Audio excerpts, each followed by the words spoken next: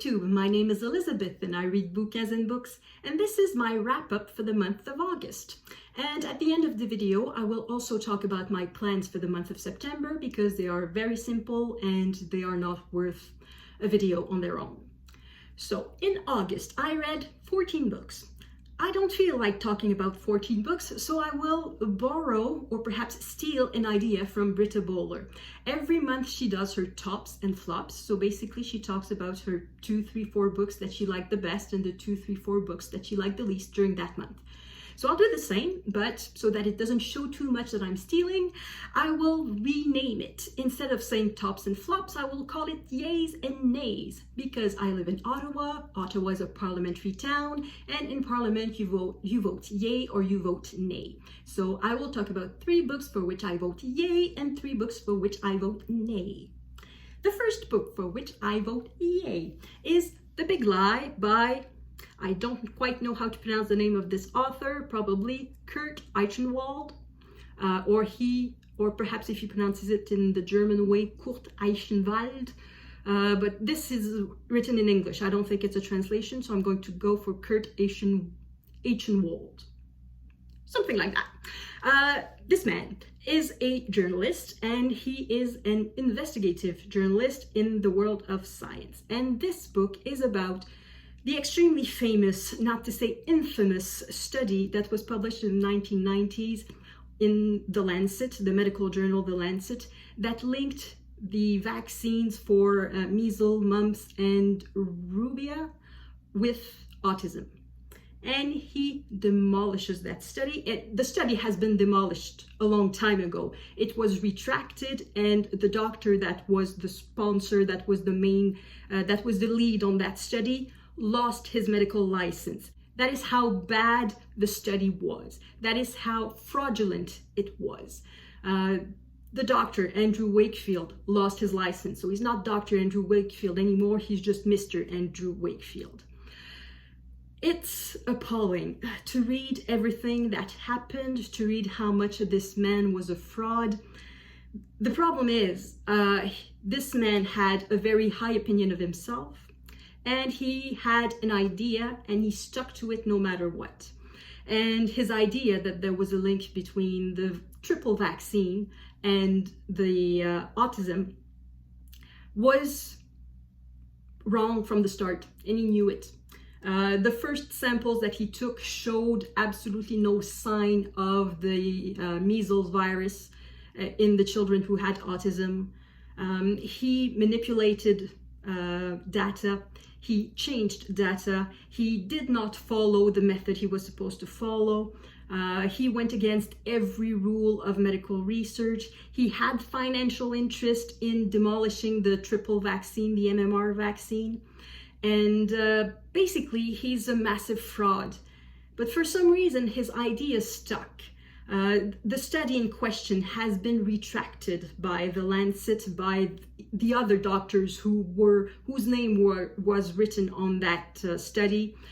Countless other studies have been done on the same subject, and there is absolutely no link whatsoever between the vaccines and autism. And that book makes it clear. It shows the entire scale of the fraud. It's horrible. The problem is now that this man, Andrew Wakefield, this former doctor, he's a good communicator. He's good with the press. He gave tons of interviews, and unfortunately he managed to convince tons of parents who are desperate to find reasons and causes for their children's disease, for their children's difficulties, that they are ready to believe pretty much anything. And now the problem is that this former doctor, Andrew Wakefield, is seen a bit as a messiah. I don't know what it will take for that idea that vaccines are bad for you to go away, because now it has become a religion in a way.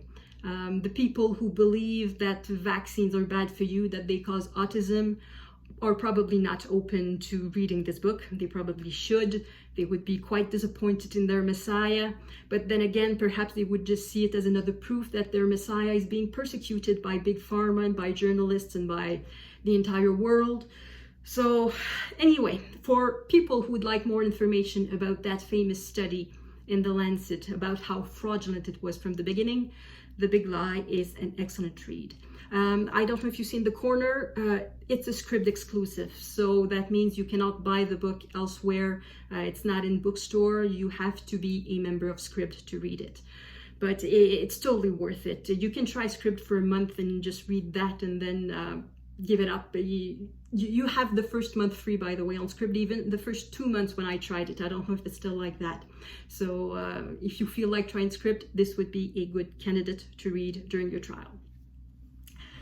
The second book that is for which I vote yay, you've heard me talk about it before. It's Cleopatra by Stacy Schiff. It's a biography of Cleopatra, and it is fascinating and it is extremely well written. It's witty, it's intelligent, it's balanced too. It's not just a panegyric, is that the word? It's not just putting Cleopatra on a pedestal. It's really well done.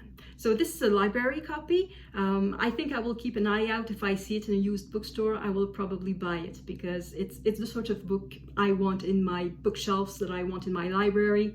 So I totally vote yay for Cleopatra. Another book for which I vote yay is A Secret Between Us by Daniel Poliquin. Daniel Poliquin is a local author. He is from Ottawa, and that book is set in Ottawa. It is set more or less around the time of World War I. Some scenes are at the front during World War I, but most of them are either before World War I, that is when the narrator is talking about his childhood, but the crux of the book is after World War I, and that is in Ottawa, where our narrator clearly has some problems with post-traumatic stress, I would guess. He is not living well with what he did during the war. He needs help, and he finds it in funny places. And one of the places where he finds help is with a wonderful character, a woman called Concorde. Her life is a tragedy, but her attitude to life, that, well, it's just life, let's get on with it. It's wonderful. It's kind of refreshing. Clearly no depression with that woman, and she has a lot of resources. I say that her life is a tragedy, but it's more her childhood that is a tragedy, because as she grows up, as she gets older, she gets wiser, and it's fun to see. And I really like this book, in part because it's set in Ottawa and the author names a bunch of streets, and I can all see, oh, it's that street, I know where it is, I know where that is. So I can really see the character walking from one place to another place, so that's quite fun. But also because it's very human and it's funny in a sort of way. There are a lot of sad scenes in there, but the tone is not sad for 1 minute. Oh, and I should probably say that all the characters in this book are linked to a single character, and I guess it's a bit of a spoiler, but I think it's worth mentioning it because it could incite certain people to read it. All the characters in the book are linked by the fact that they all slept with the same character. So they don't necessarily know it. We know it as a reader, and I guess the narrator knows it, otherwise we wouldn't read it as we wouldn't know it as readers. But it makes things interesting. So A Secret Between Us. So that was the top 3 of this month. My bottom 3. One of them is a library book. It would be A Duke to Die For by Amelia Gray. This is a Regency romance, but as you can probably guess by the chest on the cover, it is not characters who behave like they would normally have behaved 200 years ago. They behave a little bit like we would behave today. That means a sex before marriage. I don't mind that at all. My problem is that there's something quite creepy in that book. Our heroine is, I already forgot her name, doesn't matter at all because names don't really matter in these books, it's really just functions. So she's the young lady who is the hero of this story. She is 19, and according to British law at the time, she was still a child. If she wanted to be emancipated, she had to have a paper from her tutor. For some reason, did I say tutor? That's not the word that I want. There's a ward and then a guardian. I think that may be that. So she is the ward of the Duke. Now, the Duke, of course, is not the one who was supposed to be her guardian. The one who was supposed to be her guardian is the father of the current Duke. But the father of the current Duke dies, which means that the current Duke, who is her guardian, is quite young and attractive and hot and probably has this sort of chest but with more hair, because back in the 1800s, people had hair on their bodies. Anyway, my problem is that there is this relationship of ward and guardian between the two heroes. And it's a bit creepy because the guardian is clearly attracted to his ward, and there is kissing and fondling and all sort of things. And to sort of excuse himself, he sort of says, well, I'm supposed to teach you things. The rest your husband will teach you. And I found that extremely creepy. He could have said, I'm attracted to you, what am I going to do? Or I'm not supposed to do this. He should have acknowledged it in a way. And the fact that he's saying, oh, this is for teaching purposes, I find it extremely creepy. And also the entire story is set in about 2 weeks, I think. They meet, they fall in love, I guess, or more in lust than in love. And 2 weeks later, they're married. So it's a bit fast for me. It's a bit fast, and as I said, there's a bit of a creepy side to it. So there's a little something creepy. So that's a nay for me. The other nay you maybe have guessed is At Night All Blood is Black. That's a nay for me. It doesn't mean that it has to be a nay for you. I understand that it's a yay for a lot of people, but I posted a review of that book, an individual review, and the more I think about it, the more I think it's me who got it wrong. I read this book wrong. How could I possibly think that the man was not going mad? So this is another book set during World War I, and our main character, who is also the narrator, so a lot of similarities with the other book that I read, is going mad. The problem is that I did not see it. And I think in a way it's obvious, but in another way it's not obvious. Because for me, madness is to have no notion of right and wrong. It's not that your notion of right and wrong is at odds with everyone else's. It's not that you think that certain things are right when everybody else thinks it's wrong. It's that you have no notion of it. And our main character, the narrator, clearly has the notion of right and wrong. It's completely twisted, it's wicked, it's in a very weird way, but the notion is there. So that's why I have difficulty seeing the narrator going completely mad very suddenly at chapter 21, because at chapter 21, suddenly there is no notion of right and wrong. It's all gone. So yes, it was a nay for me. And the last nay, I'm extremely surprised because it's a series that I loved for so long. It is Louise Penny, A Better Man. It's the 15th book in the Armand Gamache series. When I started reading that series, not that long ago, I think 4 years ago perhaps, I was quite late to the party. I loved the first book, and I loved the second, the third, and I loved them all. But as we go in the series, it gets bigger, because the first book is a murder in a small village. We get to know the characters, we get to know who is, it's just the basic cozy mystery puzzle of who is the murderer. Except that it's not quite a cozy in the sense that the detective is not an amateur, he's a professional police officer from the Sûreté du Québec. So Armand Gamache, the main character in all of this series. But as we go in the series, it gets bigger and bigger, and then there's corruption and drugs and firefights, and I don't like it when it gets bigger, so I might be a bit prejudiced in there. But the other thing that I don't like is that it is not realistic. I understand that in mysteries we have to accept a lot of things that are not realistic. For example, a small village where there's a murder every 6 months. A small village that is not on the map, yet lives off tourism. So there are a whole bunch of things I can live with in mysteries, but at some point it just makes no sense. So there was the book number 13 in that series, Glass Houses, that I did not like either. It made very little sense. It's part courtroom drama, part mystery, and the courtroom drama part of it makes absolutely no sense. Now, in this book, there is no there's a bit of a courtroom drama, which again makes very little sense, but It's much later.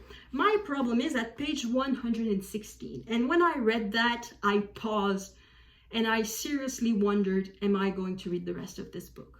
Because it made so little sense, and it turned out that it's of no importance whatsoever. It's just to make the plot bigger, to add suspense, and it just makes no sense. So they're talking about hydroelectric dams because all of the electricity in the province of Quebec and most of it in Ontario is produced by hydroelectric dams. And they are far in the north. They are on the James Bay. So they are talking about dams because, it's the spring, it's raining, the water is melting, and the entire province is on alert for inondation, for floods. So, and they are very worried about those dams. If even one of those dams breaks, she didn't need to say more. They all finished her thought. Hundreds of millions of tons of water would be released, shooting straight down the province, gathering ice and debris, trees, houses, cars, bridges, animals, people, until much of Quebec was smeared across Vermont. It makes no sense. There is a continental divide in the province of Quebec and all of Canada, by the way, that is north and south. At some point, all water north of a certain point find their way not in the Atlantic or the Pacific, but in the Arctic. And the dams on the James Bay are clearly on that side of the continental divide. So if the dams near James Bay break, it's very sad for the people living along these rivers, but the people in Montreal will not be bothered for 1 second. Not be bothered. They will have compassion, of course. But I mean, there will be no danger whatsoever for the people living in Montreal or anywhere along the St. Lawrence River. The water will not go there. So it makes no sense, and it turns out that it's completely useless to the plot. It's just to make the thing bigger.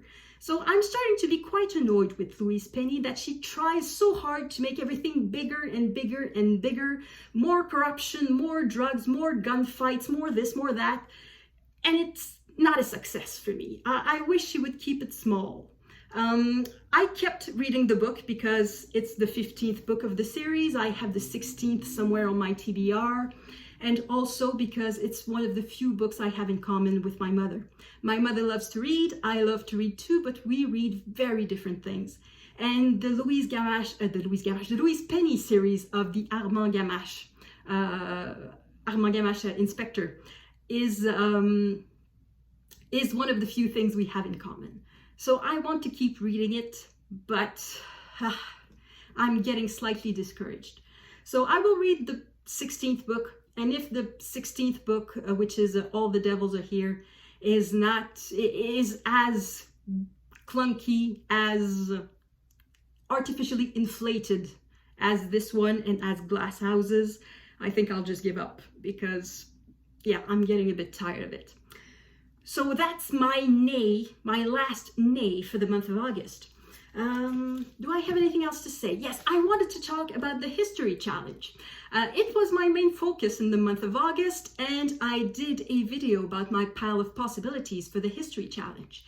And it turned out that of these 10 books, I read just one, and it's the Cleopatra biography. For some reason, I was not in the mood to read any of the 9 other books I had mentioned. I read other books for the History Challenge, but I did not read the 9 others that were on my pile of possibilities. So for those that were not library books, so the books that I own, most of them are on that shelf, you will see them again on this channel at some point, maybe for Nonfiction November, maybe for no good reason at all, just when I feel like it. So even though I did not read most of the books I thought I would read, I nevertheless had a very fun history challenge, and I very much hope that the challenge will come back next year. Lastly, my plans for September. For September, my plans are simple, none. I'm not planning anything. I've spent the last few months reading either for the BookTube prize or for various readathons. In July, I read for Jane Austen July. In August, I read for the History Challenge. And in June, I read exclusively for the BookTube prize, or almost. And in the month of May, I also read for the BookTube prize and for the 1900-1950 readathon. So I decided that I would take a break. It's unfortunate because there are a whole bunch of very interesting readathons in September, including Shake-tember, Tutor-tember. Anyway, the readathon on the tutors. There's Shorty September, and there's a whole bunch. But I decided that I would take a break from readathons and really just read what I want. And the last book I have to read for the Booktube prize. So these are my plans for September, none, and that was my wrap up for the month of August. Now in the comments, please let me know what was the best book you read in August, or what was the worst book that you read in August. That's also fun to know. And thank you everyone for watching. I will see you in the next video. À la prochaine!